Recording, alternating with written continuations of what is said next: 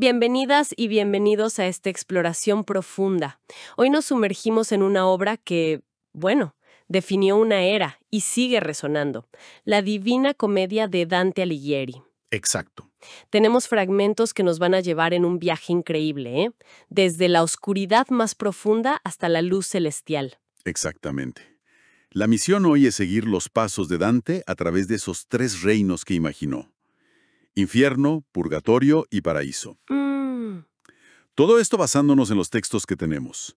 Vamos a encontrarnos con personajes históricos, también mitológicos, y a desentrañar esa compleja visión moral del universo que él creó. Tocando temas como el pecado, la redención. El orden divino que él propone, sí, todo eso. Suena intenso, ¿eh? El viaje arranca, como muchos saben, en medio de una selva oscura. Un símbolo potente. Claro, de crisis personal, espiritual. Ahí, perdido, Dante encuentra a quien será su primer guía, el poeta romano Virgilio. Y ahí empieza todo.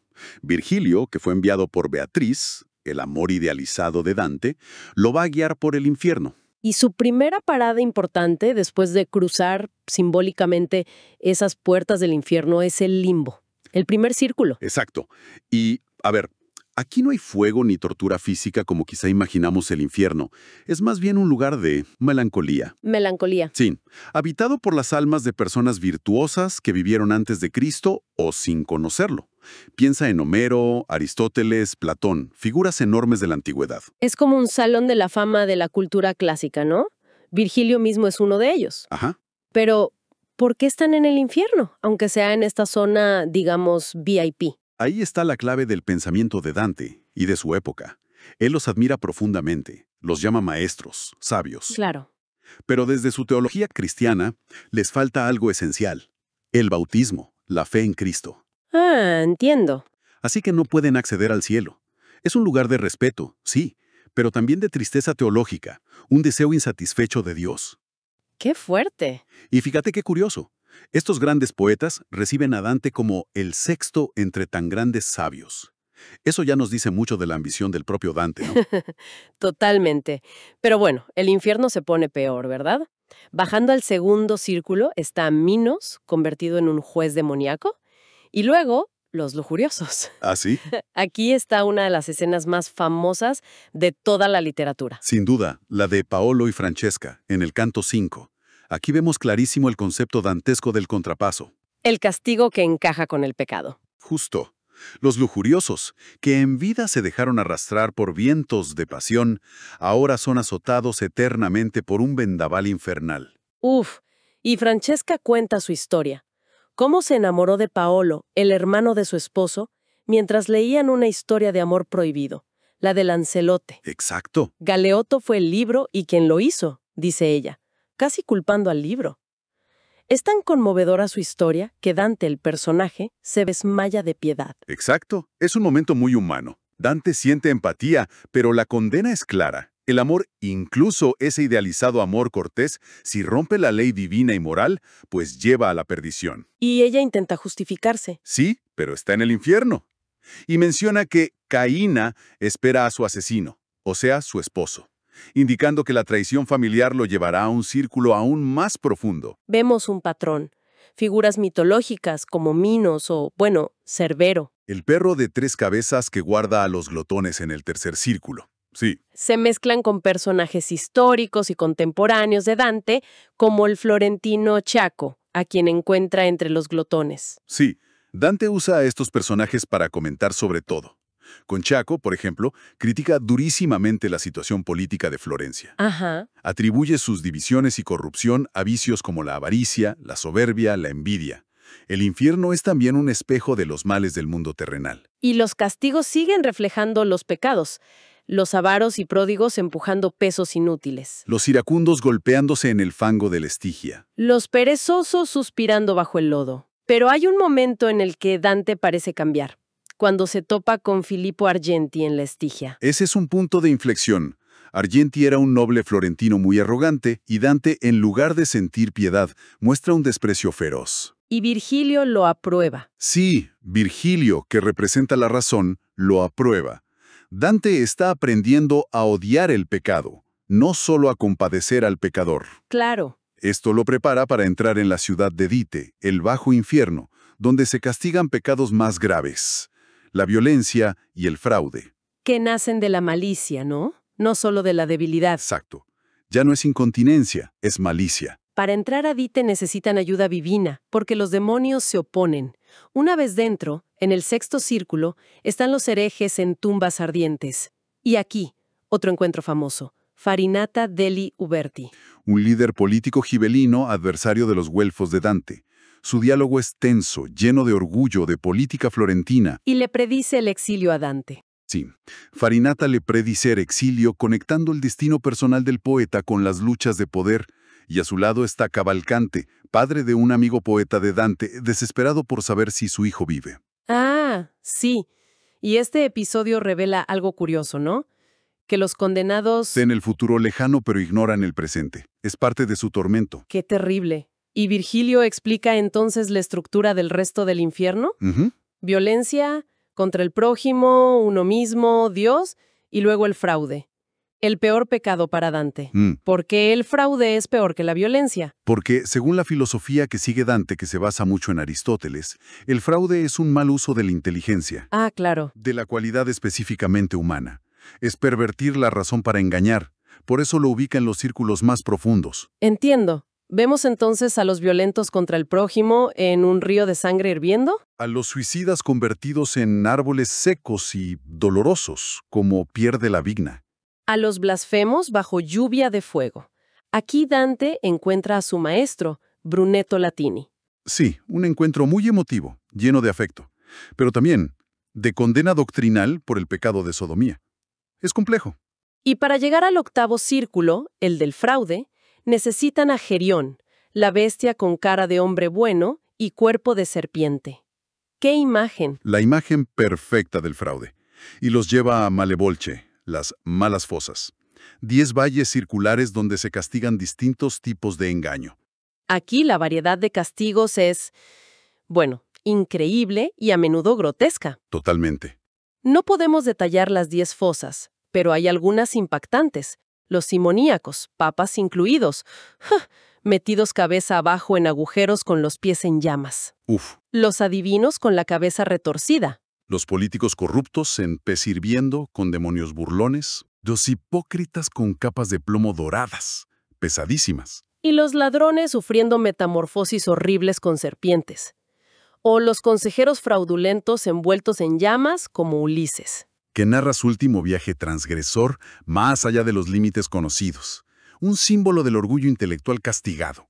O los sembradores de discordia como Mahoma o Bertrand de Born, que lleva su cabeza como linterna, mutilados espantosamente. Dante descarga aquí toda su furia contra la corrupción política y religiosa de su tiempo. Es muy explícito. El fondo del infierno, el noveno círculo, no es fuego, sino hielo. El lago Cosito. ¿Por qué hielo? Porque la traición, el pecado más grave para Dante, nace de la frialdad del corazón, de la ausencia total de amor. Tiene sentido. Aquí están los traidores a la familia, Caína, a la patria, Antenora, a los huéspedes, Ptolomea, y a sus bienhechores, Judeca. Y aquí encontramos la historia quizá más aterradora, la del conde Ugolino. Uf, sí. Que muerde la nuca de su traidor, el arzobispo Ruggieri, y narra cómo murió de hambre con sus hijos en una torre. Es brutal. Es uno de los episodios más potentes y perturbadores de la literatura mundial, sin duda. Muestra hasta qué extremo pueden llegar el odio y la deshumanización. Y en el centro absoluto del hielo, en el punto más alejado de Dios, no está un rey poderoso, sino Lucifer. Exacto. ¿Cómo lo describe Dante? Como un monstruo grotesco, impotente, congelado hasta el pecho. Con 3 caras. 3 caras. Sí, y en cada boca mastica a los que Dante considera los mayores traidores de la historia.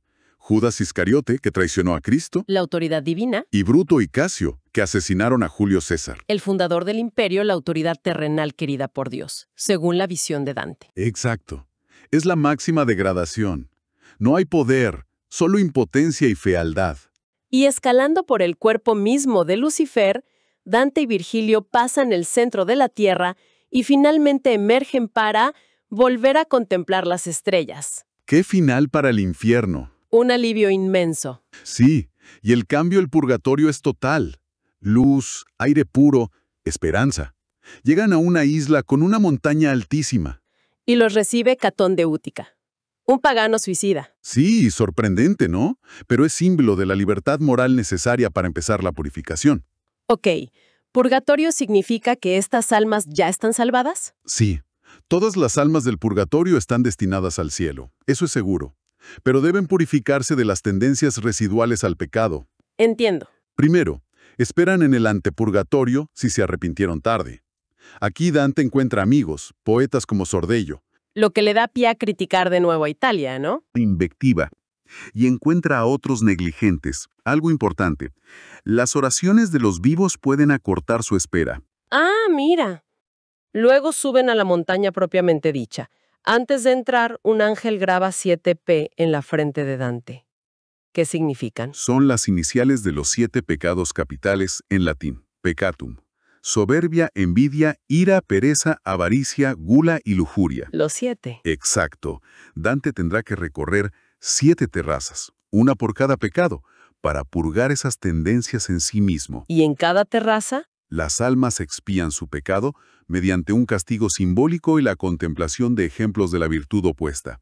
Al final de cada una, un ángel borrará una P de la frente de Dante. Es un proceso muy estructurado. ¿Algún ejemplo destacado de estas terrazas? Hay muchos. Los orgullosos caminan encorvados bajo pesadas piedras. Los envidiosos tienen los párpados cosidos con alambre. ¡Qué horror! Los iracundos andan en una humareda cegadora. Los perezosos corren sin parar. Los avaros yacen boca abajo. Los glotones sufren hambre y sed extremas. Y los lujuriosos ¿Ellos qué? se purifican en el fuego. Fuego al final. Parece que la cosa se pone seria ahí. Es la última prueba, sí. Dante duda en entrar, le da miedo. Pero Virgilio le recuerda que Beatriz lo espera al otro lado. Un buen incentivo. Definitivamente. El paso por el fuego quema los últimos restos de deseo desordenado. Al salir, Virgilio pronuncia sus últimas palabras. ¿Qué le dice? Le dice a Dante que su voluntad ya es libre y recta, que es señor de sí mismo. La razón ha cumplido su misión. ¡Qué momento! ¡Qué emocionante! ¿Y a dónde van ahora? A la cima de la montaña, el paraíso terrenal, el jardín del Edén. ¡Wow! Un lugar de belleza perfecta, naturaleza armoniosa. Allí encuentran a Matelda, una figura femenina que representa quizá la inocencia original, y presencian una procesión alegórica increíblemente compleja. ¿Esa con candelabros, ancianos, animales y un carro tirado por un grifo? Esa misma. Es una alegoría de la historia de la salvación y la Iglesia. A ver. Los candelabros son los dones del Espíritu Santo, los ancianos los libros del Antiguo Testamento, los animales los evangelios. El grifo, mitad águila, mitad león, es Cristo en sus dos naturalezas, divina y humana. Entiendo. Hay figuras que representan las virtudes teologales y cardinales y los libros del Nuevo Testamento. Es muy visual y simbólico. Y entonces, sobre el carro, aparece ella, Beatriz. Sí. Y en ese momento, Virgilio desaparece silenciosamente. Se va la razón. Y llega la revelación, la teología, la gracia. Pero ojo, Beatriz no recibe a Dante con dulzura. ¿Ah, no? No, lo reprende severamente por haberse desviado tras la muerte de ella, por haber seguido bienes falsos. Es una reprimenda necesaria para la confesión final de Dante. Entiendo, una purificación hasta el final. Tras confesarse, Dante es sumergido en el río Leteo. Que borra la memoria del pecado. Y luego en el Eunoe. Que restaura la memoria del bien. Está disto. Pero antes de subir al cielo, hay otra escena alegórica compleja con el carro, ¿no? Sí, el carro sufre ataques que simbolizan la historia turbulenta de la Iglesia. Persecuciones imperiales, herejías, la corrupción por el poder temporal. La famosa donación de Constantino, que Dante creía histórica. Exacto. El cisma y, finalmente, la alianza corrupta entre el papado, la ramera y la monarquía francesa, el gigante. Una crítica directa a la situación política de su tiempo, con el papado en Aviñón. Clarísima. Beatriz profetiza una restauración futura y le ordena a Dante escribir todo lo visto. Y con eso, ahora sí, está listo para el paraíso. ¿Y cómo es el paraíso de Dante? Me imagino algo muy diferente. Radicalmente distinto. Olvídate de un lugar físico estático. Es un ascenso continuo a través de 10 esferas celestiales. 10. Sí, cada una moviéndose más rápido y siendo más luminosa que la anterior. Es un reino de luz, música, velocidad y pura energía espiritual. ¡Wow! Dante necesita transhumanizarse, o sea, superar su condición humana con ayuda divina, para poder experimentarlo. ¿Qué encuentra en estas esferas? ¿Son como niveles también? No exactamente niveles de mérito como en el infierno o purgatorio. Todas las almas bienaventuradas viven en realidad en el empirio, en presencia de Dios. Ah, ok. Pero se le muestran a Dante en las esferas Luna, Mercurio, Venus, Sol, Marte, Júpiter, Saturno, estrellas fijas, primum mobile, que simbólicamente corresponden a las virtudes o influencias que tuvieron en vida. Para que él pueda entender gradualmente. Exacto. Es una adaptación a su capacidad humana. En la luna están los que incumplieron votos, como Picarda Donati, que dice esa frase clave. En su voluntad está nuestra paz. Una frase fundamental: la felicidad es conformarse con el lugar que Dios te da. ¿Qué concepto? En Mercurio, los que obraron bien buscando fama, como el emperador Justiniano, que exalta el ideal del imperio romano como instrumento divino. Otra vez la política. Siempre presente. En Venus, los espíritus amantes, cuyo amor terrenal se ha purificado. Aquí Folco de Marsella critica duramente la avaricia de Florencia y del clero. Las críticas no cesan ni en el paraíso. Y luego, el sol, el cielo de los sabios y teólogos. Dos coronas de luces brillantes, con gigantes como Santo Tomás de Aquino y San Buenaventura. Dominico y franciscano. Exacto. Y Tomás elogia a San Francisco, y Buenaventura elogia a Santo Domingo, pero ambos critican la decadencia de sus propias órdenes. Es una visión de sabiduría armonizada, pero con pullitas. Interesante. Después Marte, cielo de los guerreros de la fe, donde tiene el encuentro crucial con su antepasado Cacciaguida. Un momento cumbre, sí. Cacciaguida le habla de la Florencia idealizada del pasado, critica el presente y, lo más importante, Le profetiza a Dante su doloroso exilio. pero también le confiere la misión sagrada de escribir la comedia para corregir al mundo. Es legitimación y misión a la vez. Luego Júpiter, cielo de los gobernantes justos. Las almas forman un águila. Que habla de la justicia divina, critica a los reyes corruptos y revela la sorprendente salvación de dos paganos, Trajano y Rifeo. Paganos en el paraíso. Una audacia teológica de Dante, sin duda, muestra que la gracia de Dios puede operar de formas misteriosas. Y en Saturno, cielo de los contemplativos, ve una escalera dorada hacia Dios y escucha a San Pedro Damián y San Benito criticar ferozmente el lujo de la iglesia. Las críticas siguen subiendo de tono, sí. El ascenso se acelera. El cielo de las estrellas fijas, donde ve el triunfo de Cristo y María. Y aquí Dante es examinado. Correcto. Por San Pedro sobre la fe, San Jaime sobre la esperanza y San Juan sobre la caridad. Debe demostrar su comprensión de las virtudes teologales para poder seguir. Y aquí San Pedro lanza otra terrible invectiva contra el papado corrupto de Bonifacio VIII. Durísima. Declara la sede de Pedro vacante a los ojos de Dios. Casi llegando. El primum mobile, el cielo más rápido, origen del tiempo y movimiento. Y luego, la visión de Dios. ¿Cómo la describe? Es imposible describirla adecuadamente. Y Dante lo sabe. Primero ve a Dios como un punto de luz intensísimo, rodeado por los 9 coros de ángeles girando a velocidad vertiginosa. ¡Wow! Luego ascienden al empirio, el cielo de pura luz y amor que está fuera del espacio y del tiempo. ¿Y allí qué ve? Ve a toda la comunidad de los santos y ángeles formando una inmensa rosa cándida. Una imagen bellísima. ¿Una rosa hecha de almas? Exacto. Beatriz regresa a su lugar en la rosa, y San Bernardo de Claraval, un místico conocido por su devoción a María, se convierte en su guía final. ¿Otro cambio de guía? Sí. De la teología a la contemplación mística Bernardo. Bernardo le explica la estructura de la rosa, que une a los santos del Antiguo y Nuevo Testamento e incluso a los niños salvados por gracia. Y el final es una oración a María y la visión directa de Dios. Exactamente. San Bernardo reza a la Virgen, una oración preciosa, pidiendo la gracia para que Dante contemple la esencia divina. María asiente. ¿Y entonces? Dante fija su mirada en la luz eterna. Su visión se fortalece. Ve la unidad de todo el universo contenida en Dios. Increíble. Distingue 3 círculos de luz interconectados, la Trinidad, y en el segundo ve una imagen humana, La encarnación. El misterio central. Sí, su mente intenta comprender cómo lo humano y lo divino se unen en Cristo, pero no puede. Le faltan las fuerzas a su intelecto. ¿Fracasa al final, entonces? No es un fracaso intelectual, es el reconocimiento del límite humano ante el misterio divino. Pero en ese instante, un fulgor divino ilumina su mente y satisface su deseo, aunque no pueda explicarlo. Oh, bueno. Y lo más importante, su voluntad y deseo quedan perfectamente alineados, girando en armonía con... ¡Ah! El amor que mueve el sol y las demás estrellas. Esa misma frase cierra el poema. Ese es el verdadero final, la unión con el amor divino que ordena y mueve todo el cosmos. ¡Qué viaje! De verdad. Desde la selva oscura hasta la unión con el amor que mueve el universo. Hemos recorrido a grandes zancadas esta obra inmensa. Sí, y hemos visto que la Divina Comedia es mucho, mucho más que un mapa del más allá, ¿verdad?